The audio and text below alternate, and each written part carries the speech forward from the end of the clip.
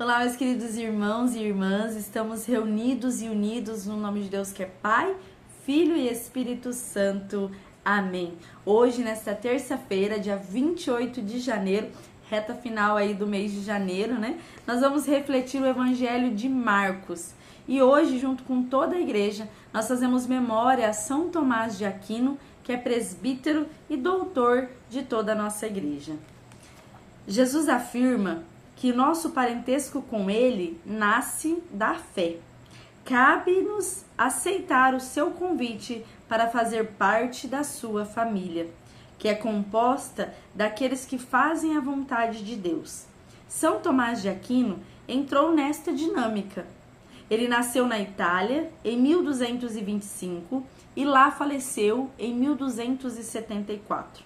Um homem humilde e de profunda vida espiritual, fez da ciência e do estudo o caminho de sua santificação.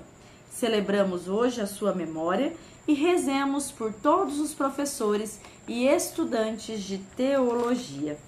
O Senhor esteja convosco e Ele está no meio de nós. Proclamação do Evangelho de Jesus Cristo segundo Marcos. Glória a vós, Senhor. Naquele tempo, chegaram a mãe de Jesus e seus irmãos, e eles ficaram do lado de fora e mandaram chamá-lo. Havia uma multidão sentada ao redor dele.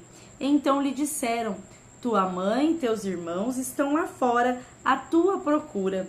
Ele respondeu: quem é minha mãe e quem são os meus irmãos? E olhando para os que estavam sentados ao seu redor, disse: aqui estão minha mãe e meus irmãos. Quem faz a vontade de Deus, este é meu irmão, minha irmã e minha mãe. Palavra da salvação. Glória a vós, Senhor. Meus queridos irmãos, como já disse lá no iniciozinho, né, dessa reflexão, que hoje nós celebramos São Tomás de Aquino e ele defendia muito a questão espiritual, que a nossa alma ela é eterna, né? Tanto que quando nós falamos na morte, nós falamos de uma morte nesta vida, né? Mas o renascimento na vida eterna, a nossa alma indo se encontrar com o Senhor nos céus, né? E São Tomás, ele defende isso, ele diz que através da nossa alma, ela é essencial para todo o nosso corpo, ela é responsável pela vida e ela é imortal, ela é única, né? Ela é criada por Deus para voltar a Ele. E hoje nós vemos que a família de Deus, ela é constituída por todos aqueles que fazem a vontade de Deus, né? Então todos aqueles que fazem a vontade de Deus são chamados filhos de Deus. O próprio Jesus nos ensina, né, a chamar Deus de Pai. Ele já nos constitui como uma grande família, ele já nos chama como seus irmãos, né? Chamando assim Deus de Pai. E Cristo, ele veio ao mundo para fazer a vontade de Deus. Se nós pegarmos a primeira leitura de hoje, nós vamos ver que os antigos, eles faziam muitos sacrifícios em oferecimento para sua salvação, para a remissão dos seus pecados. E aqueles sacrifícios, eles já não estavam sendo agradáveis a Deus, né? Aqueles sacrifícios já não tinham mais, não chegavam com tanto fervor ao coração de Deus. Por quê? Porque eles ofereciam sacrifícios e continuavam ali a sua vida de pecado sem uma mudança, né? Sem uma transformação. E aí ele vem dizer nesta primeira leitura de hoje que Jesus ele veio para ser o sacrifício perfeito e agradável a Deus, aquele sacrifício que vai acontecer uma única vez, né? Jesus ele se entrega na cruz para a remissão dos nossos pecados. E a partir deste momento, desta entrega, desse sacrifício perfeito, ele abre então as portas do céu e nos mostra o caminho para a salvação. E qual é o caminho para a salvação dos nossos pecados, né? Para a salvação da nossa alma, para a gente poder se encontrar com o Senhor.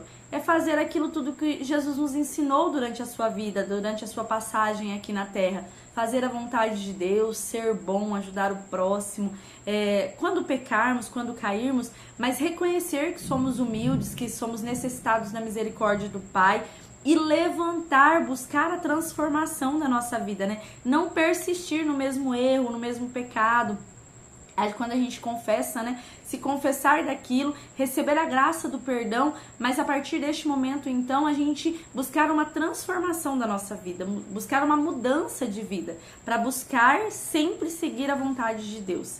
E assim fazer parte desta grande família, né? Que vai muito além dos laços de sangue, vai muito além de estar ligado ali pelo sangue, como acontece hoje em dia também em muitas famílias presenciais, né? Às vezes uma mãe, um pai que não pode ter filho, mas que adota, que cuida, que cria com amor, que cria esse laço familiar, né? Às vezes que cuida de um parente, de um sobrinho, enfim.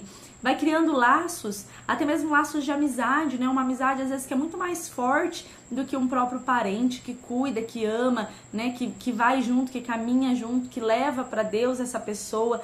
Então, estes laços, muitas vezes, são mais fortes do que os laços familiares, porque estão buscando fazer a vontade de Deus, estão amando, estão cuidando, estão indo juntos, né? Buscar uma melhor versão de si mesmo. E a última, para poder finalizar essa reflexão de hoje, fazer a vontade de Deus não é agir apenas pela carne, porque a nossa carne ela é fraca, né? A nossa carne, ela muitas vezes nos engana. Então, agir pela vontade de Deus é pedir todos os dias que nós sejamos movidos pelo Espírito Santo. O Espírito que vem de Deus, né? O Espírito que o próprio Jesus nos enviou. Quando ele foi para junto do Pai, ele enviou o Espírito para caminhar conosco.